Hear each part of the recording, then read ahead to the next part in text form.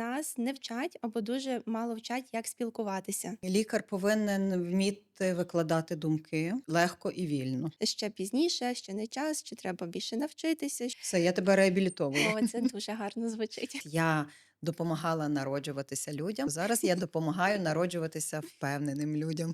Делікатна тема. Ще люди перестають давати хабарі. Це зараз за межами реальності. Лікар це не той, хто приписує ліки чи робить операції. Це ж не тільки про це. Це був, напевно, найгірший день мого життя. Будемо вже завершувати, Іван. А Іван тільки радий. Усіх вітаю на YouTube-каналі Галько iTalks. І сьогодні на подкасті ми будемо обговорювати тему «Сила голосу лікаря».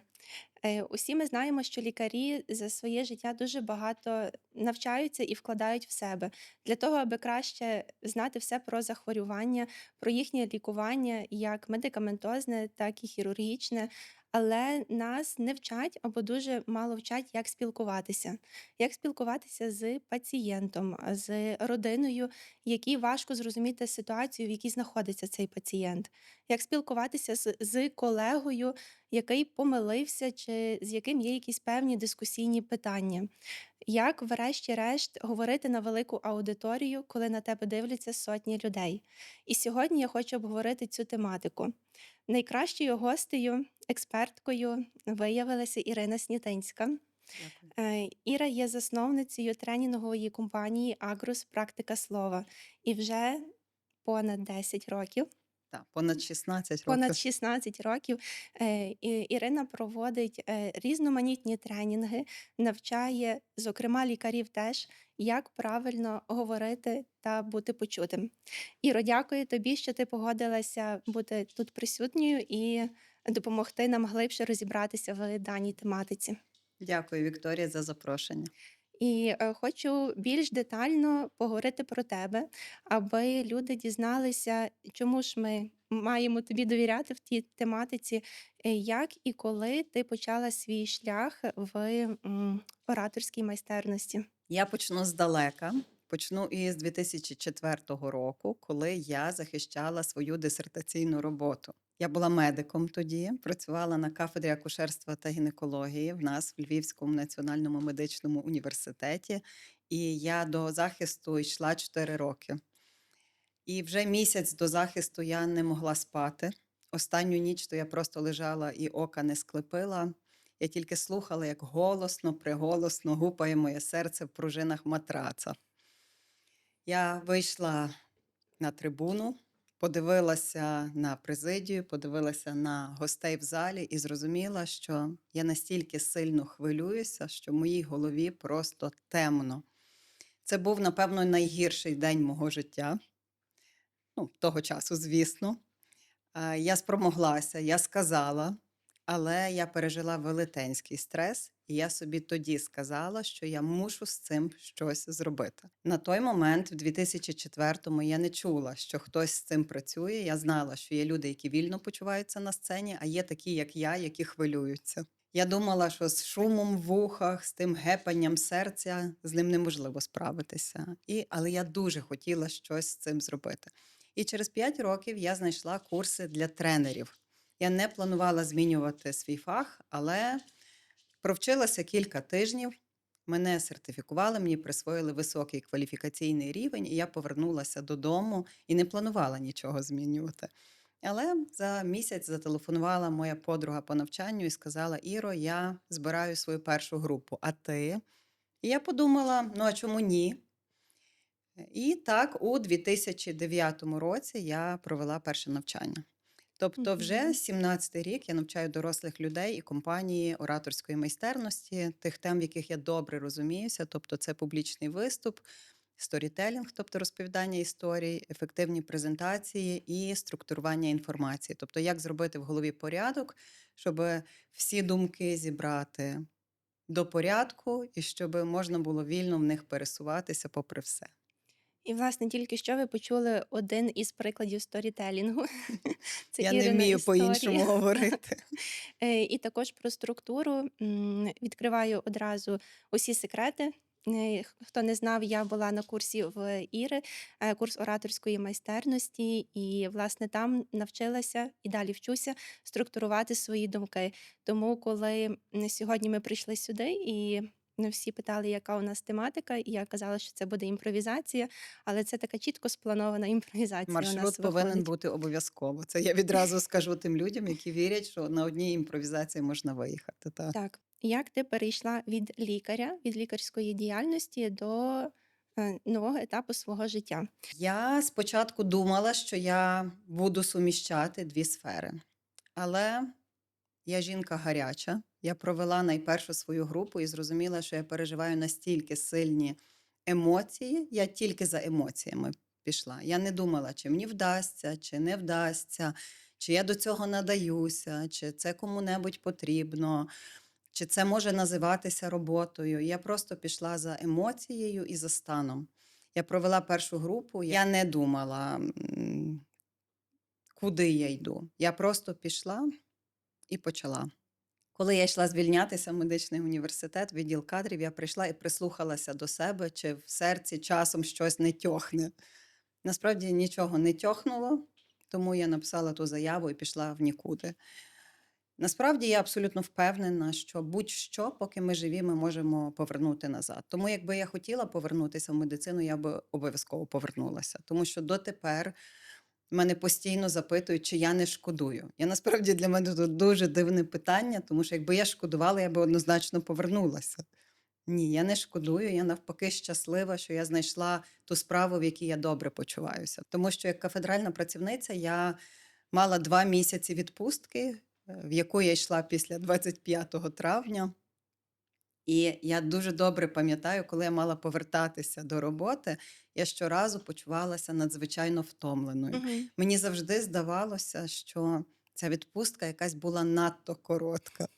То зараз мені 3 дні повністю достатньо, щоб стабілізуватися. Мгм. І буду чесно, я вже 3 роки не була в повноцінній відпустці, але от зовсім скоро я планую. Так, я спостерігаю в інстаграмі за тобою, тому бажаю гарної відпустки. Дякую. І все ж таки одне запитання: чи не було хоч однісінького моменту, що ти думала, аби повернутися в медицину? Жодного разу. Це круто. Скажи мені, чи ті навики, які у тебе зараз є, чи ти їх використовувала тоді, коли ти була лікарем на підсвідомому рівні? Чи це все ж таки ішли такі поступові моменти? Тобто ти була лікарем, далі повністю вникла в навчання по ораторській майстерності і аж потім розвивалася вже в цьому напрямку? Коли я була зовсім маленькою дівчинкою, я думала, ким би я хотіла бути, коли я виросту. Я думала, що я буду ветеринаркою.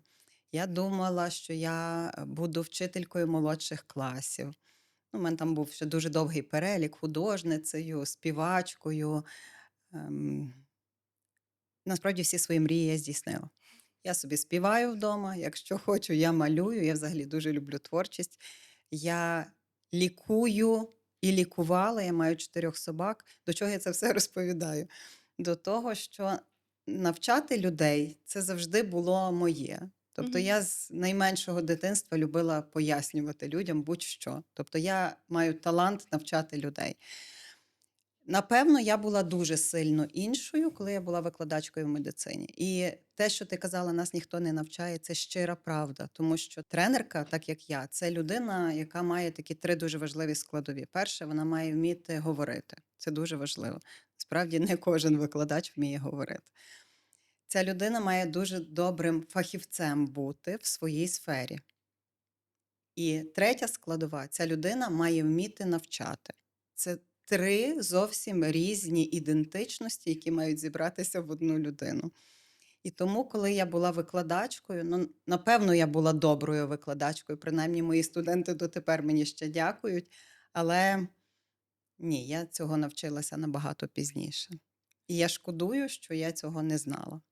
А чи мають знати викладачі? Чи повинні в них бути ці навики комунікації з студентами, і, зокрема, щоб вони навчали? Чи це би мало бути інший напрямок? зокрема, в медичному університеті, який Я би мав думаю, що давати це такі знання? додаткова дисципліна мала би бути, де люди мали би навчатися. Але Мгм. це роблю я зараз, і до мене лікарі в кожній групі, напевно, ти знаєш, десь процентів 20 лікарів, Так, це які приходять, 100%. 20 лікарів, 20 зі сфери IT, і далі дуже різні Мгм. спеціальності. От що об'єднує тих всіх людей? Не вік, не професія, не посада, а те, що вони мають потребу в публічній комунікації, мають бажання розвиватися, рости. І я завжди щаслива від того, що до мене приходять такі рівні групи, що я маю рівні. Вони дуже схожі на мене. Тобто Мгм. це завжди інтелігентні люди, які щось знають, вміють, які мають цінності схожі на мої, які хочуть навчатися, які розуміють, що це життя не лише з тебе складається, а й з інших людей, тобто для яких служіння це їхній стиль життя. Про, власне, лікарів. Я в своїй свідомості поділила їх на 2 групи, 2 такі категорії.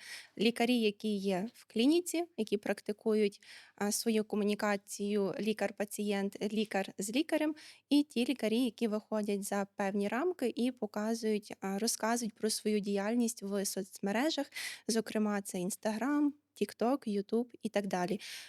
Я переконана, що обидві категорії мають мати якісь певні базові, навики комунікації. Лікар повинен вміти викладати думки легко і вільно. Далі лікар просто зобов'язаний вміти поставити себе на місце пацієнта і зрозуміти, що пацієнт не знає термінології, він є в особливому стані, він є в Мгм, стані може розгубленості, може переляканості. І особливо, якщо лікар буде сипати складними термінами, перебуваючи в насправді дуже часто емоційній втомі, і лікар здебільшого не має з чого цю емоцію дати, тому що він вже настільки надивився на ці страждання, що йому мгм. стає просто байдуже.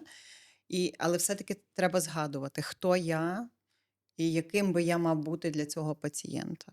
Десь спостерігаючи за різними лікарями, розумію, що багато хто використовує цю складну термінологію, і так зі Майже сторони всі. мене як Мгм. лікаря це звучить дуже класно і круто. Але я розумію, що пацієнти деколи дивляться і, чекають щось інше почути.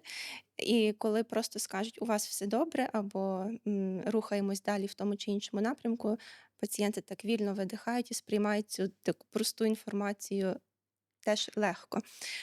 Ось, скажи, як би ти рекомендувала, навчитися лікарю? Тобто, чи це суто самоконтроль, коли ти, свідомо, думаєш, що ти кому говориш, чи це потрібно справді пройти курс і так відточити ці Ну, навики? давайте так. Я, звичайно, скажу пройти курс, але я, звичайно, і відповім на це питання розгорнуто, Мгм. щоб кожна людина відразу розуміла, як цим послуговуватися. Отже, коли ми готуємося до виступу, я спеціально кажу виступ, тому що я не розділяю комунікацію тет-а-тет від комунікації з великою аудиторією. Для мене це є абсолютно одне і те саме. Так от, Мгм. коли ми готуємося до будь-якого виступу, перш ніж думати про контент, ми маємо відповісти на такі 6 питань. Ці питання називаються фундаментальними, і не давши відповідей на них, немає ніякого сенсу думати про те, що ти будеш говорити. Тому що відповіді на ці питання змінюють і що ми будемо говорити, і в який спосіб. До прикладу, якщо ми би мали виступити ми є лікарі-стоматологи, і мали би виступити на тему, давай, може, офтальмологів треба вводити. Офтальмологи. Гаразд. Наприклад, ми є лікарями-офтальмологами, і ми би мали розповісти про щось дуже важливе, що огляд треба проходити в лікаря-офтальмолога як часто Один дорослим і раз дітям на на рік. півроку, на На рік, рік. а дітям раз в півроку, правильно? Залежить, наскільки Залежить. це Угу. маленькі діти. Ну, до прикладу, один раз на рік ти маєш прийти до лікаря-офтальмолога і перевірити, ну там все перевірити, що Мгм. потрібно.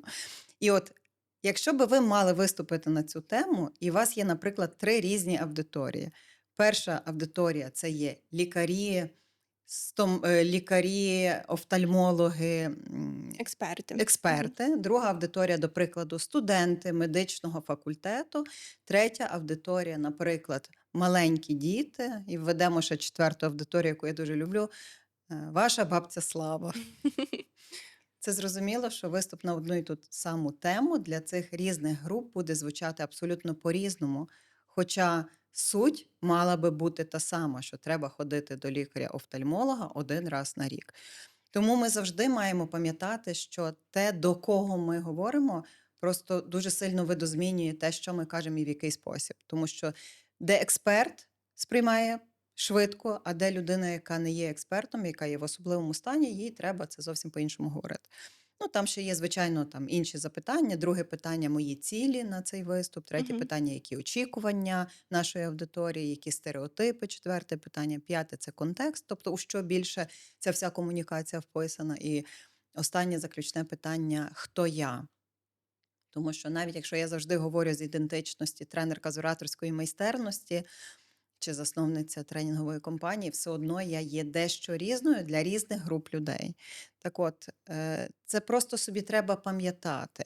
І друге, так, щоб стало простіше говорити, є таке поняття, як активне слухання. В чому воно полягає? В тому, ну, ми всі чули, напевно, люди всі знають, активне слухання – це коли хтось до тебе говорить, а ти там киваєш головою, угукаєш, ставиш уточнювальні запитання, підіймаєш брови, там, ну, цілу Мгм. купу різних прийомів Реагуєш. та реагуєш. Та. Але нам таким чином вкладають в голову, що нібито ми маємо зображати, що ми включені в комунікацію, але нічого імітувати не потрібно. Достатньо фокус уваги з себе перенести на свого співрозмовника, і одразу ти починаєш ліпше цю людину і чути, і розуміти, і Мгм. запитання з'являються, і емпатія з'являється. Тому не забувати про це. Тому що, звичайно, якщо лікар, я не знаю, чи в медицині щось дуже кардинально змінилося за ті багато років, що я не працюю, але я добре пам'ятаю, що коли ти вилетів з операції, ти маєш оце все написати, а далі в тебе є обхід ще, а далі в тебе є ще кафедра, пацієнти, студенти, написати якісь тести, щось перевірити, повішати штори в кімнаті, тому що як ти їх не повісиш, то ніхто не повісить. Ну і таке інше. Здати гроші на операційну. Ну, вибачте, ця людина не має простору для того, щоб емпатувати. Мгм. Тим більше, якщо ще якась складна ситуація в клініці. А Так. зараз ще час війни. Треба про це Власне, ще пам'ятати. десь ми помаленьку підходимо до того, що не є такі прості часи у нас, Абсолютно, і так. особливо зараз. І деколи ти не є в стані цієї емпатичності або можливості її проявляти. І що робити, коли до тебе приходить складний пацієнт, і ти розумієш, що він потребує не просто емпатичності, а твоєї такої добрячої віддачі, а у тебе її немає. Чи це потрібно напряму якось сказати, чи якось викрутитися з цієї ситуації вміло, щоб не дійти до якогось конфліктного варіанту? Яка би твоя думка була в такому випадку? Моя думка, що в собі цю навичку треба розвивати.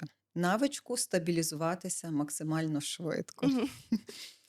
І, звичайно, теж тут не про те, щоб зобразити, що ти нормальний, і дихати дуже глибоко, щоб не втратити стану, а вчитися цього. Я, наприклад, коли я приходжу в тренінг, я така сама жива людина. Ну, можливо, в мене насправді мої природні ресурси є більшими, ніж в Мгм. більшої кількості людей, тому що я завжди є, там десь було питання про мотивацію, я не сказала, то я потім ще довідповім. Я завжди маю цей внутрішній стан. Тобто я завжди маю купу ресурсу, але я працювала з тим, щоб я навчилася всередині почуватися добре за будь-яких абсолютно обставин. І це точно можна в собі виростити. Це не є складно, треба просто тим зайнятися. Треба навчитися переміщатися між станами. І тому, коли я приходжу в роботу, в мене навіть голова, яка може боліти, одразу мене відпускає. Вона знає, що закінчиться робота, далі я буду боліти, все нормально. Іра, це зараз за межами реальності для мене Ну, звучить. дивися, але я не буду зараз говорити, що я наче свята. Я в Ні, роботі ні, є, розумію. в принципі, такою завжди. Тобто я одразу це роблю. Але якщо мені треба спілкуватися з Львівгаз, Львівенерго, я не знаю, чому це єдині люди, які вміють викликати в мене емоції. І такі, знаєте, бурхливі емоції. Тут на допомогу приходить мій чоловік, мій найкращий коуч, який мені завжди говорить: подумай, якого результату ти хочеш досягти. Чи ти хочеш вихлюпнути всі Мгм. емоції, чи ти хочеш, щоб це добре закінчилося. І в той момент я себе так якби зупиняю момент. Я зразу ділюся технікою, вона називається техніка вікно, віконце. це з майндфулнесу, Мгм. коли є речі, які в людей викликають такі якісь бурхливі дуже реакції. Тобто є якісь теми-тригери. Мгм. У мене то, до прикладу, спілкування зі службами. І от раніше там я задумалася, до прикладу, забула зробити вчасну оплату, і приходять ці хлопці і кажуть: ми вас вимикаємо, перерізаємо вам трубу, перекриваємо трубу. І я одразу заводилася і одразу щось їм пробувала довести. Вони, звичайно ж, мене відрізали. Далі я робила якусь кількість тих дій, яку я мушу зробити. Це ж дистанційно ще колись не можна було робити. Може, зараз можна, але тоді в мене, на щастя, це чоловік все робить тепер. Так от, слідкує за всім. І я йшла, писала заяву, оплачувала. Я ж не проти була оплатити. Просто я задумалася і минув місяць, і якось це вийшло недобре. І в якийсь момент я усвідомила, що нема ніякого сенсу з ним вести оці бурхливі дискусії, бо вони приводять тільки до одного результату, неоптимального для Мгм. мене. Що я роблю? Коли ось така ситуація, яка я чую, що вже передвісники, аура вже починає з'являтися, що зараз мене накриє, я одразу тоді зупиняю момент і питаю в себе, чого я хочу від цієї комунікації насправді. І я собі кажу, чого я хочу. Я хочу, щоб вона закінчилась для мене ось так. І я тоді кажу: хлопці, ну будь ласка. І вони: ну що з вас візьмеш? Давайте швиденько оплачуйте. Так само і лікар.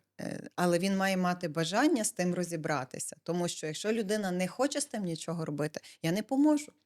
Тобто люди, котрі приходять до мене навчатися, вони мають мати так, я технологію маю, я вмію Мгм. дуже добре навчати. Я цю технологію за майже 20 років вже не то, що відточила, я її вже вишліфувала.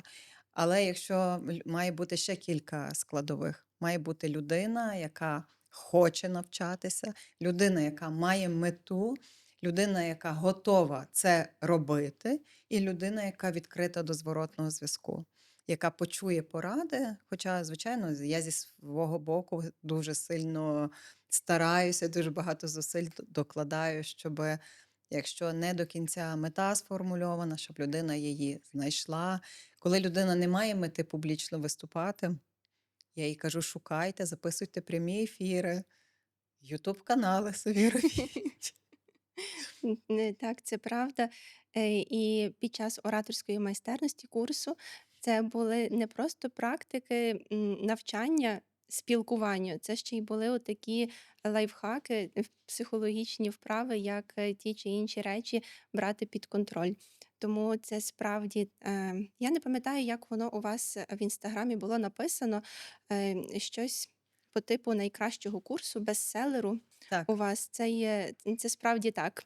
Тому кожному рекомендую, пройти цей курс, хто відчуває в собі, хоч мінімальну потребу, там справді можна дуже великий потенціал відкрити в Так, себе. він називається ораторська майстерність, і це не обов'язково для того, якщо ви хочете виступати. Так. Хоча, якщо людина проходить його, я помічаю, що в дуже великій мірі з'являється непереборне бажання говорити до інших людей. Зміни появляються Так. точно. Тому люди говорять, що це трансформаційний курс. Я це чула багато-багато років підряд, поки лише я зрозуміла, що цим словом можна користуватися, бо він Мгм. дійсно змінює людей. І якщо колись я допомагала народжуватися людям, то зараз я допомагаю народжуватися впевненим людям. О, це дуже гарно звучить. Гарно. Був у мене випадок недавно, коли дідусь, років 80, єдине зряче око і теж зряче око, на ньому, сталося відшарування сітківки, і він бачив просто рух руки перед собою. І прийшов він з дружиною у повному відчаї, що вже вони не хочуть нічого робити. Вже так будемо доживати, і мене це аж так підбурило. І я не можу сказати, що я з якоюсь агресивною, лексикою до них віднеслася, але так досить напористо говорила Я не емоційно. вірю, Вікторія. Я теж зараз говорю і не вірю, але це справді, коли так накривають емоції, то, можу добряче підштовхувати людей, якщо так сказати. І десь я себе пізніше за це мучила, чому я так до старших людей відносилася, але після операції вони, повернувся вже набагато кращий зір, і вони були вдячні мені за те, що я до них тоді саме так віднеслася. Я розумію, що така моя поведінка не завжди може бути доречною. І як би ти в таких випадках радила спілкуватися з пацієнтами? які мають проблему, яку можна хоча б частково вирішити, які тікають від неї. Чи їх варто підштовхувати, чи залишити на такому самостійному виборі? Це в плані І та, комунікації, я як, просто як з я ними дуже говорити. люблю розповідати історії, починати здалека, та? Це моя особливість. Я сьогодні вранці цю історію згадувала, тому що я ще була лікаркою, коли вона трапилася. До мене прийшла зовсім молода жінка, яка сказала, що в неї є проблема. І я працювала лікарем-мамологом, тобто Мгм. я була акушером-гінекологом, далі, чи то краще сказати, хоча я акушеркою-гінекологиною, певно, не скажу, хоча офтальмохірургиною точно скажу. Так от, вона прийшла до мене як до лікарки, подивіться грудні залози. І коли вона роздягнулася, там на місці, де грудь, було просто заклеєно ось так пластиром, ось такий квадрат великий. Мгм. Коли ми це віддерли, ну, я не можу тобі описати того запаху. Я не знаю, чи камера його передасть, але це був просто трупний запах, тобто запах розкладу тканин. Мгм. Де вона була молода абсолютно жінка, як виявилося, ну, вже з метастазами в кістки. Ну, тобто це вже була насправді страшна історія. І коли я в неї запитала, чому вона не прийшла, тому що вона сказала, що я живу в маленькому містечку, я не хотіла, щоб хтось знав. Це в неї двоє малих дітей. Я не хотіла, щоб це хтось знав. І взагалі я працюю в банку, і ми там видаємо якісь там гроші зараз від держави. Я весь час зайнята, і я не мала часу. Ну, одним словом.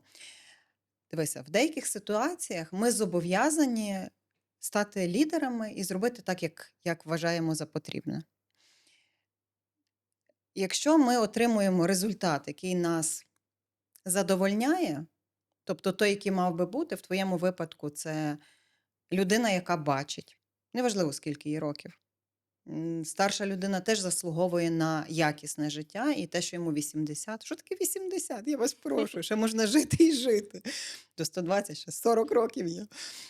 Ми просто зобов'язані зробити так, щоб цей результат отримати. Знаєш, часом так говорять, це поза медициною, що не давай людям порад, про які тебе не просять, там і Мгм. все. Ну, напевно, якщо мене не просять, я швидше не буду давати поради.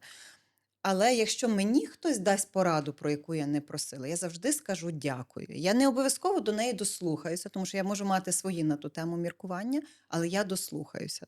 Але коли ми є людьми, які можуть вирішувати, ну, а здоров'я, життя це те, що дуже важливе насправді. Ми зобов'язані добиватися результату. Тому тут не питання про культуру комунікації, тут питання про результат. Мгм. Дякую. Все, я тебе реабілітовую. Виходить. Буває така група людей, які приходять і просто мовчать на прийомі. Ти все розпитуєш, стараєшся витягнути якусь інформацію і розумієш, що вони і нею володіють, але так вміло чомусь приховують. Чи це з точки зору, щоб лікар сам догадався про це, чи це суто з якихось внутрішніх причин, настрій, характер, події якісь і так далі. Як варто на прийомі з таким пацієнтом спілкуватися? Чи його надмірно розкривати, чи залишити в спокої, бо ніби і треба добратись до проблеми, щоб знайти якесь вирішення, але ти розумієш, що людина не хоче комунікувати аж настільки відкрито. Мене декілька ситуацій таких було, і складно воно вирішувалося. Тому я би хотіла Мгм. теж почути твою думку з Ну, цього напевно, питання. я не буду надузагальнювати, тому що в кожній окремій ситуації це може виглядати по-іншому. Яка причина? Звідки я знаю, яка причина? Ну, це може бути така людина, це може бути, не знаю, вона хоче, щоб її розпитували, знаєте, як в гостях, там хочуть, щоб 3 рази попросили, Мгм. і тоді люди будуть їсти. Може бути таке, що їй треба час, щоб адаптуватись. Це не має значення, що це доросла людина. Тому як? Ну, шукати підхід, просто продовжувати. Треба ще один візит. Окей, давайте будемо Мгм. робити ще один візит. Якщо ти розумієш, що швидше, ніж це відбувається, воно не може в цей момент відбуватися, ну то ти не будеш форсувати. Ти відпустиш ту людину, хай вона дозріває. Можливо, треба трошки більше часу, щоб контакт вибудувати. Може бути таке, що був якийсь травмуючий досвід, і людина, ну, ніби розуміє, що вже дуже сильно треба, Мгм. але не може. Тобто запросити ще раз на візит можна Абсолютно. всього-напросто. Так. Гаразд. Я би далі поверталася до наступної категорії лікарів. Це ті, які пробують або вже активно розвиваються в соціальних мережах і виходять на сцени. Ти теж сказала дуже гарну таку фразу свою, що для тебе будь-який виступ чи комунікація це ніби про одне і те Я ж все саме. називаю публічним Все виступом. публічним Так? виступом, але для мене це все-таки дуже різні речі, тому що коли ти говориш щось на камеру або виходиш на сцену, серце набагато більше вискакує з грудей, аніж ти коли виходиш тільки приходиш в свій кабінет і спілкуєшся з пацієнтом. Тому це напевно про інші навики або рівень цих прокачаних навиків, мова і. м, Це набагато серйозніше і відповідальніше. І це обмежувальне переконання. Тому що лікувати людей це набагато серйозніше.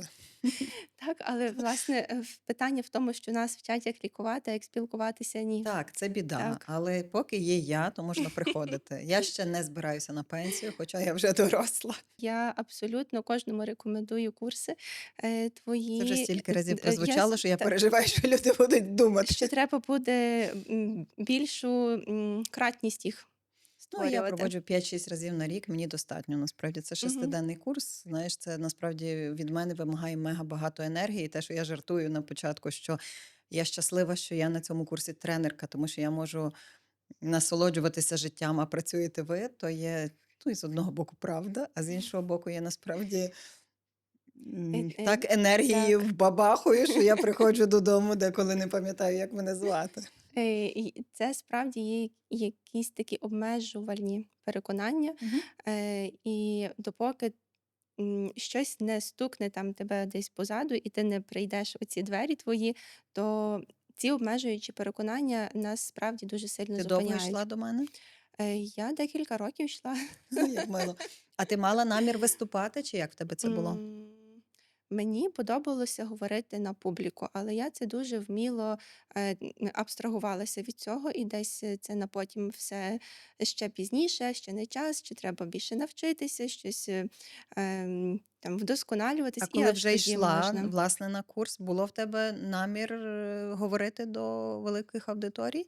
Так. Вже був. Так, Добре, власне, чудесно. тоді вже не було куди відтерміновувати ці виступи чи конференції, і мені почало подобатися вести Інстаграм, тому я вже хотіла тоді робити це професійно або з певними навиками. Тому я йшла власне за цим. Але знову ж таки, питання з інстаграму. Я думаю, що його задає кожен, хто Чому агрос? ні. Як позбутися страху публічних Ні, виступів? чи Ну, всі все. люди можуть публічно виступати?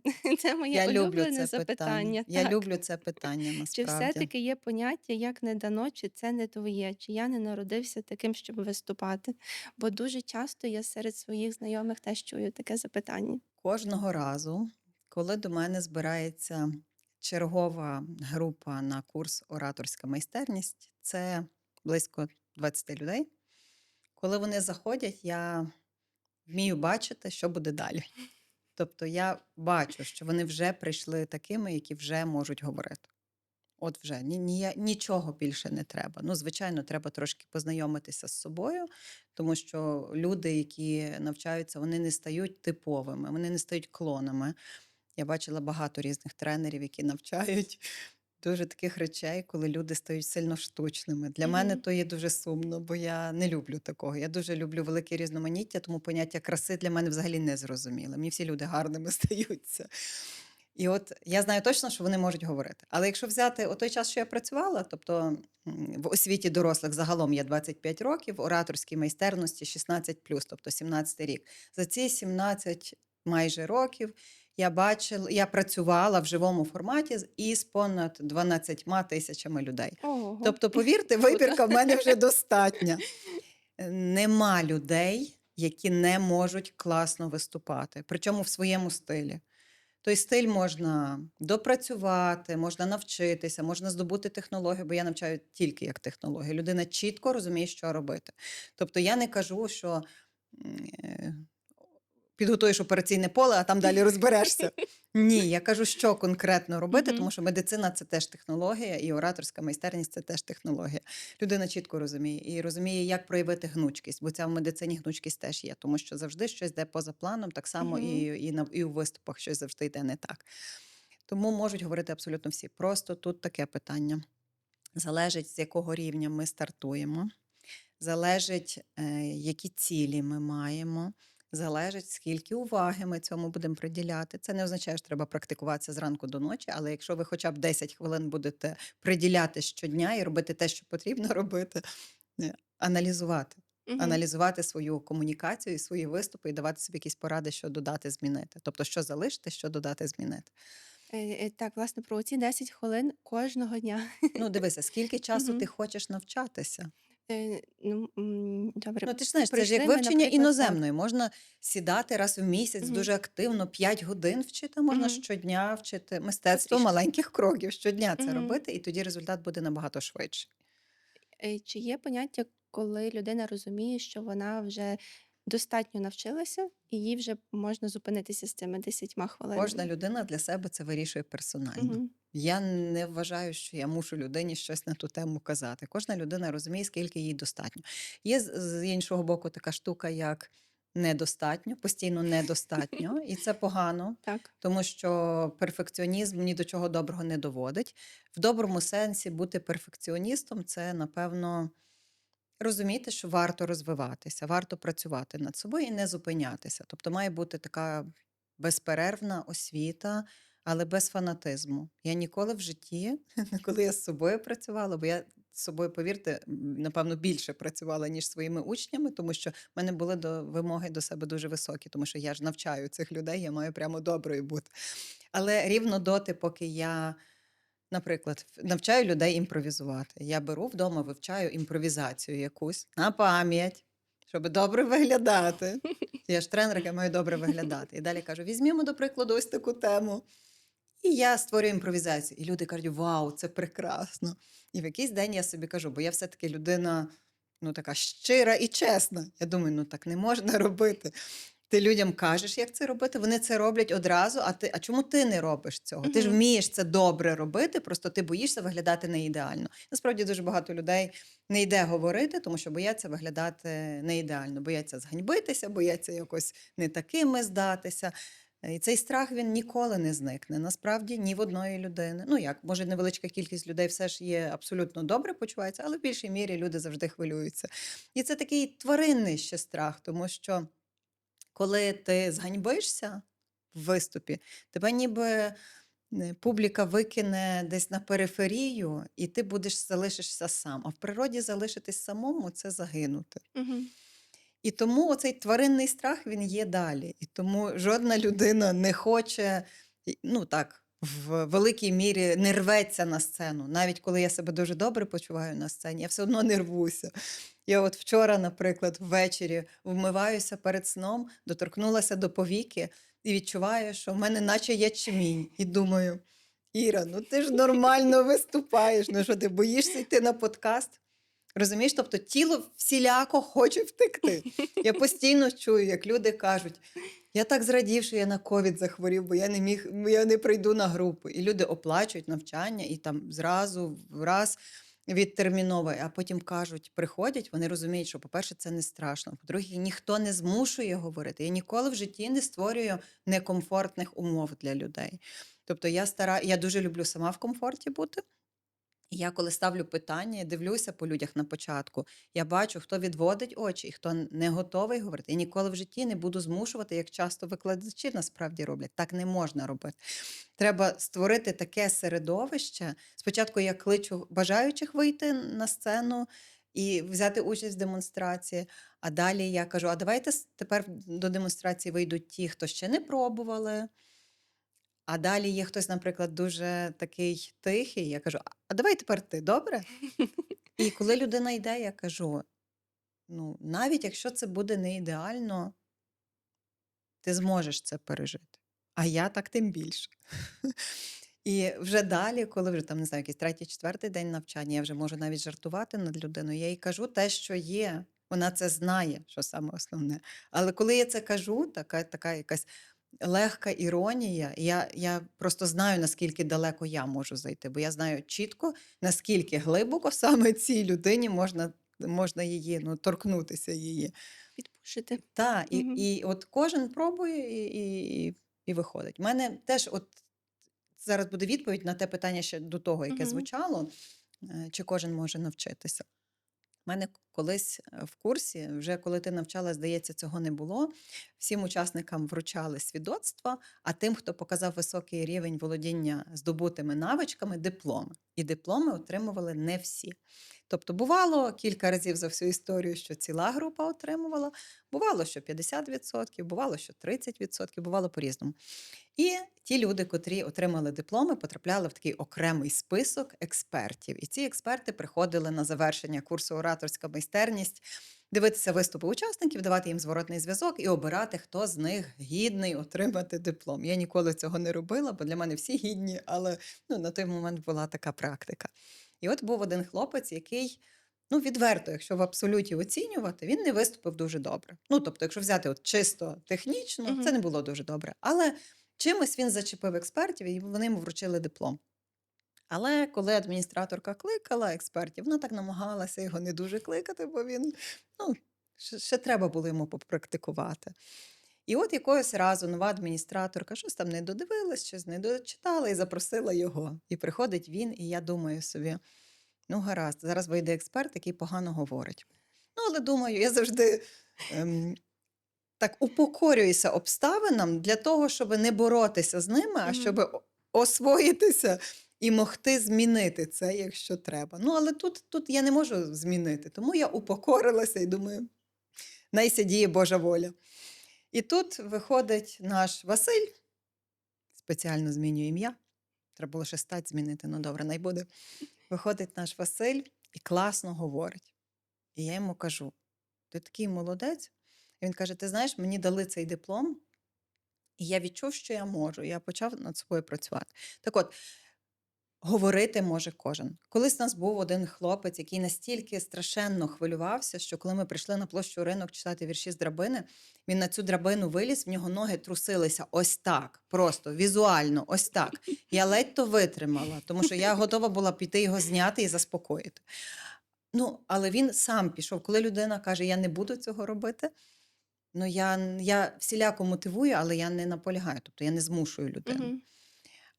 І тут він виступив, він там мав великі переживання, звичайно, але далі минуло кілька місяців, і якась там одна з чергових груп навчалася, він прийшов і виліз на драбину і просто читав. Я сказала, клас. І він каже, ти знаєш, я зрозумів, що так, це складно, але я маю пройти от такий шлях. Тому так, треба ще розуміти, що є умови, в яких ми стартуємо, є точка, в яку ми прагнемо, і є наш шлях. Скільки Мгм. шляху треба? Звідки я знаю? Це Йдемо. залежить від людини. Так, це залежить від людини, але так як я бачу, що тих 6 днів, тих 48 годин цілком Мгм. достатньо, щоб отримати добрий базовий рівень і цілком розуміти, як себе опанувати, як говорити, як взаємодіяти з аудиторією, як готуватися, як виступати і що робити, якщо щось де не так. Я сьогодні зранку раптово захворіла і думала, що буде дуже важко, і хотіла, в принципі, десь в Ти мене здається, була думка, одужуєш, мені я здається. одужаю так на очах.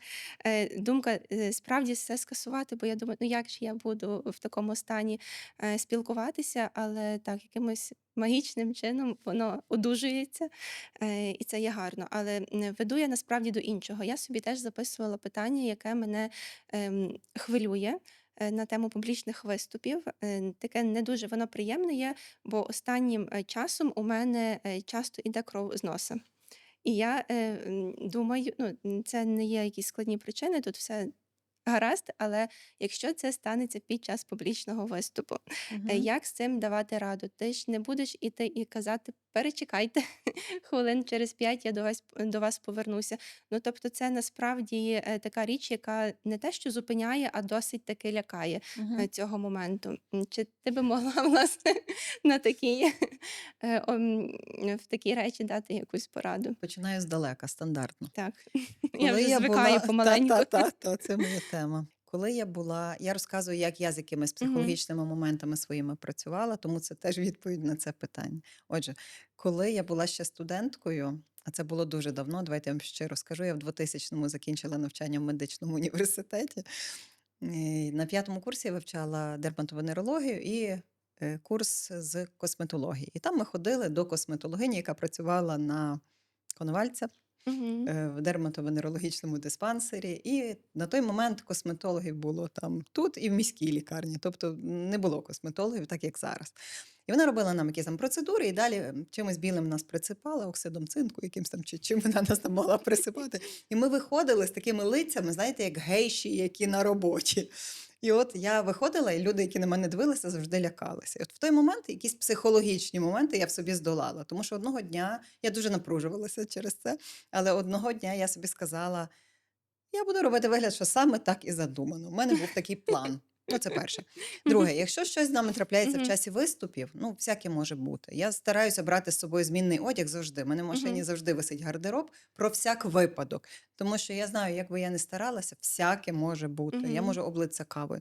Але якби часом я облилася кавою, я не буду тим перейматися. Ну, тобто є кілька варіантів, там вийти, сказати, я тут вся в каві, там, я не знаю, Мгм. пахну Львовом.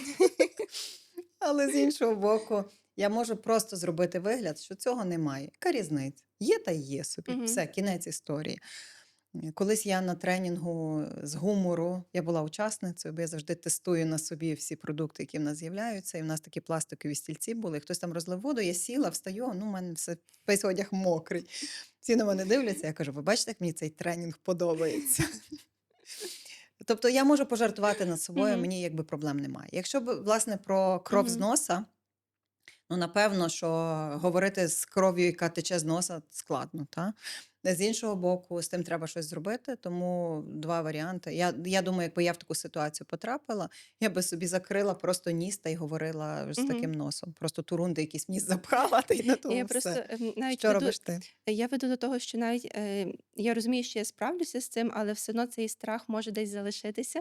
Угу, І мене не те, щоби зупиняти, а додавати ще більше такого до угу, загального, угу. страху ще цієї дози. Тому, власне, думаю, а що ж би, якби. Ну, дивіться, тут це теж в часі воно вирівнюється. За Мгм. якимсь там разом ти перестанеш на це звертати увагу, тим більше ти, напевно, Мгм. розумієш, що в кожному виступі завжди щось йде не так. І якщо я пригадую, я колись вперше в житті запізнилася на тренінг, я їхала на таксі, я тоді ще не водила. У мене серце гепало, я з такими очима залетіла в той зал, в якому сидять мої учасники. Я там 500 разів їх перепросила. Вони мені казали: Іра, все нормально, але я не могла заспокоїтися, то минуло 10 років. Давай. І йду я на Свінціцького тоді жила і проводила тренінг в католицькому університеті, головний корпус, якого теж на Свінціцького. Тобто я, напевно, раз в ніколи йшла пішки на роботу. І таке гарне літо, і це другий день тренінгу. І я телефоную менеджерці нашій і кажу: Ярино, ти знаєш, в мене така хороша група. І вони робили те і те, і сказали мені, що вони хочуть завтра почати день на годину раніше. А я йду на 10, а вони на 9 попросили. Я їм пообіцяла, що так і буде. І я така: вони просили тренінг почати на годину раніше. Я зайшла в зал, там сидять люди. Ну, я забула, я просто забула. Я сказала: люди, вибачте, ну все. Ну, я не можу нічого з тим зробити. Розумієш, є речі, на які ми вплинути не Мгм. можемо, ну то значить за них не треба журитися. Так, я до чого і веду, що це не просто ораторська майстерність, це ще якась школа життя у тебе відбувається на Психологічна стабільність так. з'являється, Мгм. людинолюбство з'являється, любов до себе з'являється. Це точно. Ще люди перестають давати хабарі. Може, то жахливо звучить, але я це теж постійно Да. говорю, що так не повинно бути. Продовжуємо, із питаннями Інстаграму. Ем, коли розказую заготовлений текст, виглядаю і звучу скучно. Коли імпровізую цікаво, але не все ж на імпровізації витягувати. Чи є місце імпровізації в Reels чи в відео для YouTube? Чи весь текст треба прям на пам'ять вивчити? Добре, короткі відео в Інстаграм можна записувати шматками. То є магія насправді, Мгм. але так це правда. Якщо говорити про короткі відео, то коли ми пишемо текст, Ми маємо його писати так, щоб це була не письмова мова, а розмовна мова, так як би ми говорили. Тобто додати трошки недосконалості і додати емоцій так, щоб це виглядало, наче це вперше. Тому що є дуже багато людей. Зараз я про великі виступи Мгм. говорю. Є багато людей, які кажуть, я не хочу готуватися, я буду імпровізувати. Тому що коли я готуюся, я говорю, я не переживаю тих всіх емоцій, і я говорю дуже там нудно. Так от, ми маємо настільки добре орієнтуватися в цьому тексті, якщо про великий виступ йде мова, щоб ми могли зробити вигляд, що ми це вперше розказуємо. Не треба вчити нічого на пам'ять ні в жодному разі. Тобто, в нас має бути добра структура. Я цю структуру допомагаю створити з допомогою майндмепів, тобто Мгм. інтелект-карт, тобто такої структури, де є абсолютно всі ключові речі, які ми плануємо сказати. І якщо змінюються обставини, тобто стає більше часу, менше часу, чи там треба якісь інші акценти зробити, то коли ми загалом розуміємо всю структуру, ми дуже легко це можемо зробити. І тому дві складові: структура це карта, про яку я вже щойно сказала. Наступна це імпровізація. Так, імпровізація мусить бути, тому що імпровізація це не говорити щось, чого не існує в природі, а це вільно викладати думки. Тобто є дві складові виступу: це логіка і емоції. Логіка це структура, емоції це імпровізація, вільний виклад, історії, приклади. І от наш виступ, він якраз повинен складатися з тих кількох частин, баланс між логікою і емоціями. Як би це мало виглядати? Ми говоримо заголовок, тобто тему нашого виступу, щоб люди загалом розуміли, про що там далі буде. Далі ми кажемо, я вам розповім 3 якісь речі. Мгм. Далі ми кажемо, перша річ, так то називається, це структура, логіка. Далі ми наводимо приклад до цього. Ми можемо навіть підрезюмувати, це було перше. Далі ми кажемо, друге називається ось так. Це далі структура, роз'яснили, третє роз'яснили. І далі ми це все збираємо докупи. Отже, я розповів про ось це і 3 моменти, ну і там і так далі. Я дуже сильно спростила, але десь воно так мало би бути, тому що людям набагато простіше сприймати від загального до конкретного, тобто сказати про що, а далі розкривати поступово, а далі це все зібрати докупи. І тоді і просто, і зрозуміло. Тому імпровізація це приклади, котрі ви наводите. Зазвичай ті приклади це або це зазвичай історії. Історія, яка з вами трапилася, яку ви бачили, яку ви чули, яку ви читали. Все. Тобто вчити на пам'ять не потрібно, Це потрібно заборонено. та Бо з коли ми вчимо на пам'ять, ми стаємо Мгм. заручниками тексту. Бо як рипнуть двері, пролетить якась ворона за вікном, хтось Це сяде повз кінець. стілець, все, думка раз, і її вже немає. І після того люди починають пробувати відкрутити це назад, щоб підхопити. Ну, це так, як вірш, Мгм. знаєте. Якщо ти Збився з забуваєш, ти не тексту, можеш цього так. місця підхопити. Тому такі варіанти, як писати дослівно 40 сторінок тексту, це поганий варіант. Мгм. Вивчити на пам'ять це поганий варіант. Створити візуальну презентацію і мати її за структуру це не дуже добрий варіант. Мати ще якісь окремі тези це вже крапелинку кращий варіант, але найліпший варіант, на мою думку, це все-таки майндмепи, тому що вони Мгм. допомагають відкласти цю картку в бік, і вона одразу в тебе з'явиться перед очима. Бо, як нам заповідав основоположник цього методу Тоні Б'юзан, був геніальним чоловіком, вже давним-давно помер. Він казав, що достатньо пам'ятати 30% цієї карти, і мозок добудує, якщо вона складена так, як треба, якщо збережені всі 3 принципи створення карт. Цієї І це побудови правда. карти, Я вже так. 17 років це практикую, і це фантастично працює. Теж стараюся практикувати. Ще, звичайно, не до кінця освоїла так, щоб швидко це все робити.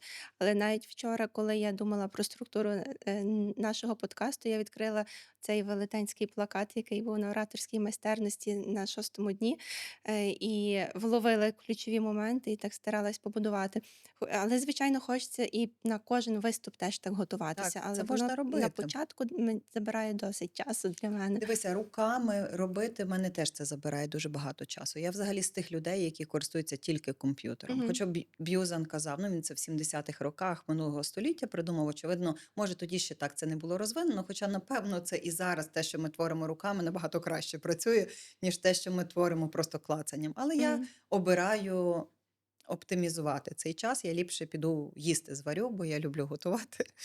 Ні, тому я обираю створити це на компі. І є сотні програм, які Мгм. допомагають. І там це дуже класно, тому що тебе думка відвідує. Ти в реальному житті дивишся на цей папір і думаєш, я маю її десь дописати. А там ти просто її кладеш на поле, як таку думку, яка Мгм. висить. І якщо вона з'явилася, ми просто її забираємо з голови, аби вона нам не заважала думати. Просто її поклали, далі ми десь її пристроїмо, абсолютно. О, це дуже І гарна там дуже порада, так. швидко все стирати, видаляти. Бо Мгм. є люди, які можливо, є люди, які вміють одразу чисто на папері робити, тому Мгм. що я творчо працюю. Знаєш, я роблю багато мазків, щоб з того щось собі вибрати. І я навіть коли тексти пишу, я роблю так само.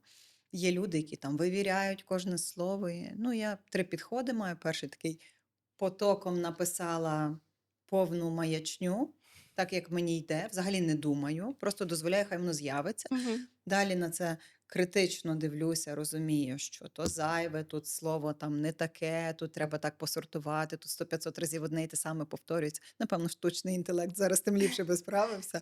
Але, наприклад, і третій раз я тако дивлюся очима людей, котрі це будуть читати, і розумію, так, це добре. І коли я дивлюся очима, я не тільки очима, я якби стаю тими людьми і слухаю, як воно звучить. І ну, стаю ними, тими людьми, які це сприймають. І одразу розумію, воно гарно, мені подобається. На рахунок штучного інтелекту, ChatGPT дуже добре допомагає нам, зокрема з цією структурою, і часто користуюся так само. І знову ж таки думаю, чи не є це ми заручниками цього чату GPT, тобто чи в майбутньому не буде нам складно в принципі генерувати якісь ідеї самостійно.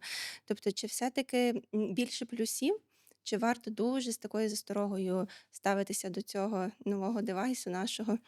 Прогрес не зупинити. Це Це так. неможливо. В майбутньому дійсно буде 10% людей, які думають, і 90%, які їдять піцу. Я так думаю. Творчих людей точно ніхто не замінить. Мгм. Офтальмохірургів замінить, так, вже зараз навіть.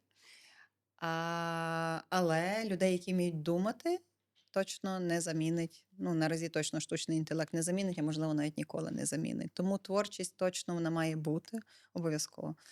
Ні, але рутину можна віддавати легесенько, абсолютно. Тобто, я коли починала вчитися, розбиралася з тим чатом GPT, я казала йому, придумай мені, зроби мені. Він мені це придумав, я дивилася, я з тим не згодна в основному, тому що він дивиться на це. І Сварилася з ним. я просто практично, я дуже рідко згодна з іншими тренерами з ораторської майстерності. Мені їхні думки часто не підходять. Давай так. Я думаю Мгм. по-іншому, я зовсім по-іншому підходжу до навчання, і для мене мій стиль окей. Як вони вчать, мені все одно, якщо їхні люди отримують результат, все шикарно. Так от, я йому казала, придумай щось. І була з тим не згодна, і якби вважала, що може він щось марне робить. То зараз я роблю це по-іншому. Тобто я йому нагенеровую купа своїх думок, а він просто це структурує, Мгм. приводить в порядок. І це мені дуже допомагає. Тобто я правлю за ним, звичайно, але дуже часто мені треба написати якийсь допис. Ну, ми пишемо ті дописи, знаєте, і ми так думаємо, що це так сильно важливо, що там написано. Ми починаємо ті слова щось крутити. Насправді це треба швиденько віддати і все. Тому що я чула колись таку цікаву думку, що в світі є, наприклад, 100 найефективніших компаній, найкрутіших компаній світу. Ну і 100 це насправді, топово звучить в Мгм. будь-якому випадку, якщо говорити в розрізі цілого світу. Чим перша від сотої відрізняється? Як ти думаєш? Ну, будь-яке слово скажи. Можеш Нічим. сказати, нічим. Ну, насправді нічим. По великому рахунку, єдине тим, що ті швидше зробили. Мгм. Так от, є купа речей, на які можна витрачати свій цінний час. І це точно не перескладувати слова з місця на Мгм. місце. Тобто висловив свою думку, а далі просиш його збери то докупи. Або знайди мені якусь інформацію. Тобто, щось, що ми будемо самі довго робити, а він зробить це швидесенько. Я в Е, нього думки питаю, що ти мгм. думаєш на таку-то тему? Він мені каже, я з ним сварюся, мені подобається. Також було запитання, як подавати інформацію, щоб глядач тебе почув. І тут хочу одразу свій коментар. Давай твій, бо я думаю, що це релевантний коментар буде. Переглядаючи твої сторіс останніми днями, бачила відгук своєї знайомої, яка була у тебе на курсі, і вона додала таку фразу, що не так важливо, яку ти інформацію, ну, не надто важливо, яку інформацію ти подаєш людям, важливо, які емоції, викликає у них ця інформація, і запам'ятовуються, власне, ці емоції. Оце мені дуже сподобалося, бо це справді так і є.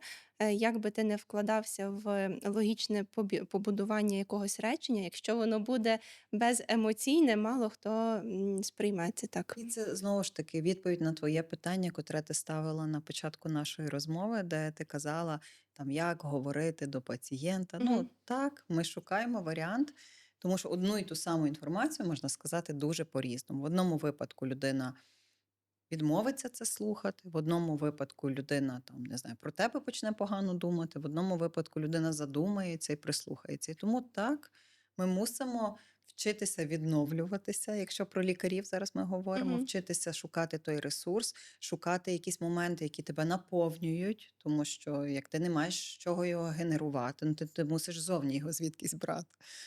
І тоді ти точно зможеш прийти на роботу і бути нормальною людиною. Тому що я собі часто таке ще питання ставлю: яку би одну річ змінити в нашій країні, щоб наша країна стала ідеальною. Я дуже довго крутила ту думку в себе в голові, і нарешті відповіла для себе так, що якби кожна людина, котра живе в Україні, добре робила свою роботу, ми би стали ідеальною країною. Це про те саме. Лікар це не той, хто приписує ліки чи робить операції. Це ж не тільки про це. Тобто в нас не є тільки фізичне тіло Мгм. насправді. Так, і вчора теж слухала дуже надихаюче інтерв'ю, одного підприємця з Чернігова, і він, власне, дуже схожу думку на твою, подавав, як змінити велику територію чи Україну на краще. І він сказав, що починає з себе, з своєї компанії, і робить максимально все для того. І, зокрема, теж багато, чисел подавав, скільки задоволених працівників в нього є, як багато відвідувачів і так далі. Отримали масу, хорошого і краплиночки хоча б щастя.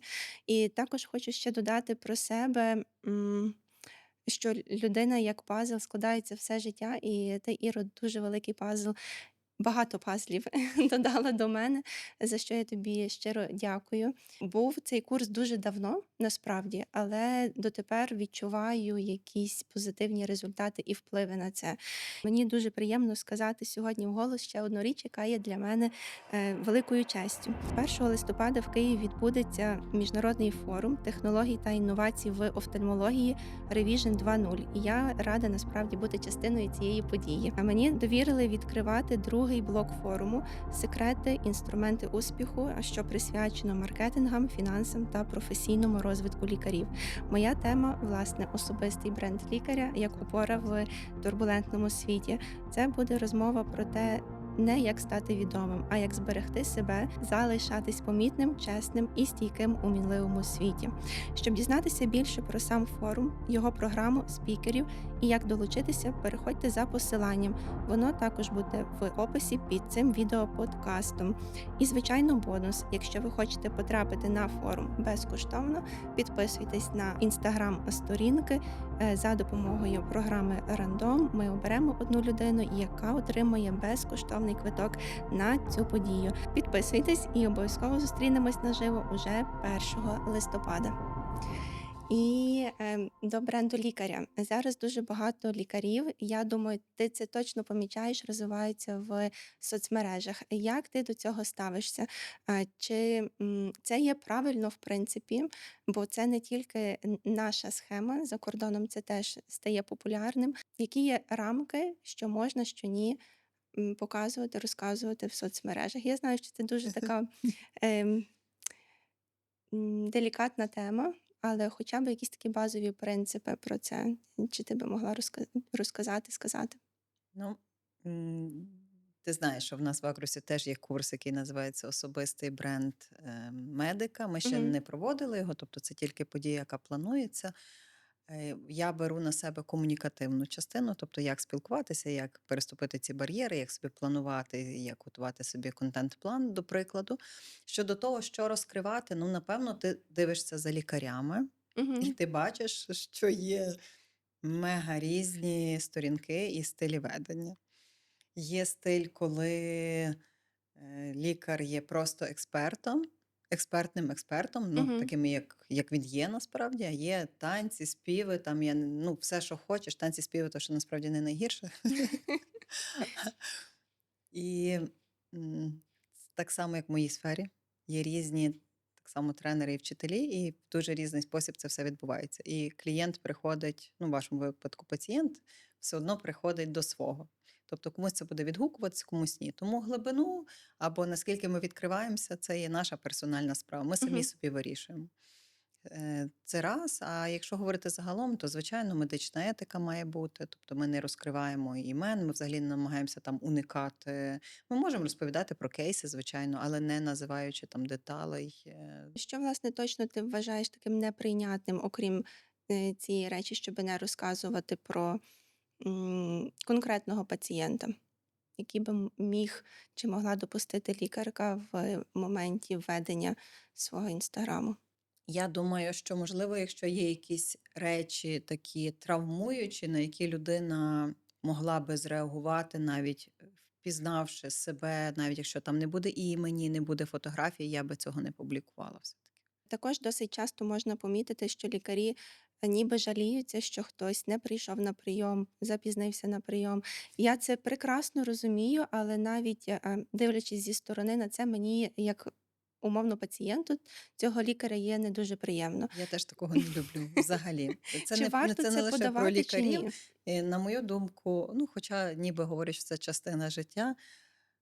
м, На мою думку, і так негативу достатньо, Мгм. а тим більше, ну, мені би неприємно було дійсно йти до лікаря, який розказує про пацієнта щось негарно, тому що я точно би розуміла, що на його місці може опинитися завтра і я, бо я така сама не ідеальна, як Мгм. будь-які інші люди.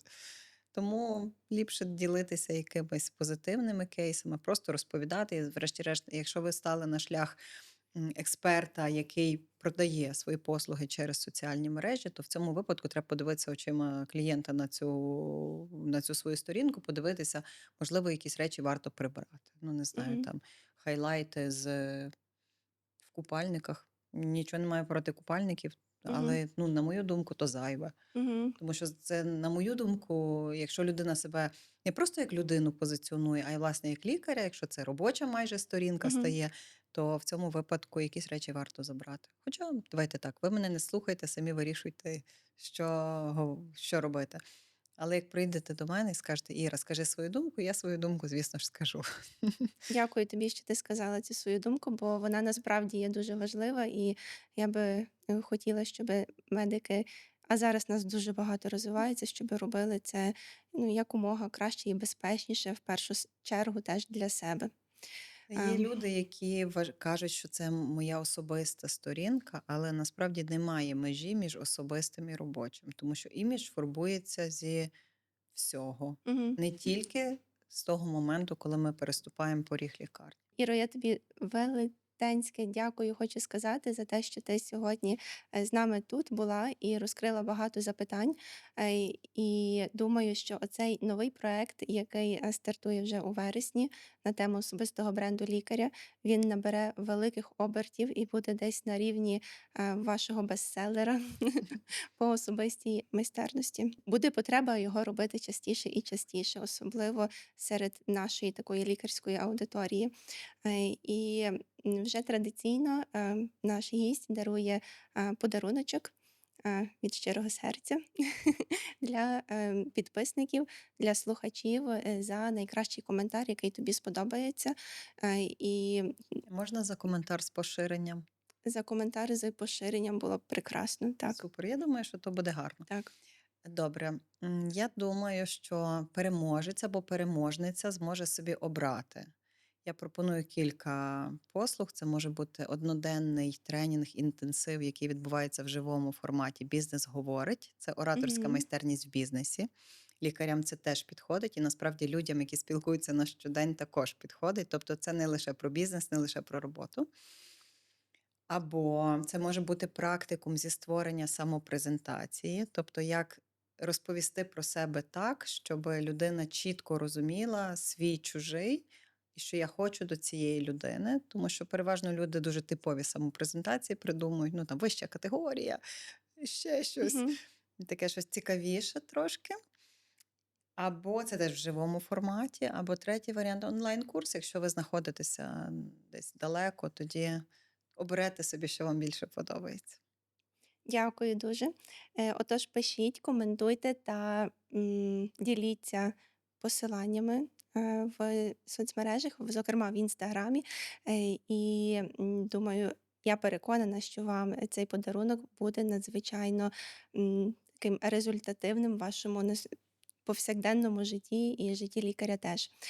Отож, тематикою цього подкасту я хотіла донести те, що сила голосу лікаря, сила слова лікаря є дуже важливою, і не тільки в лікарській діяльності, але й в повсякденному житті. Я починала з того, що нас того не навчають, але десь я теж і помилялася, тому що є у нас Іра, яка донесе цю інформацію досконало, і ви будете бачити все своє життя, результати її праці.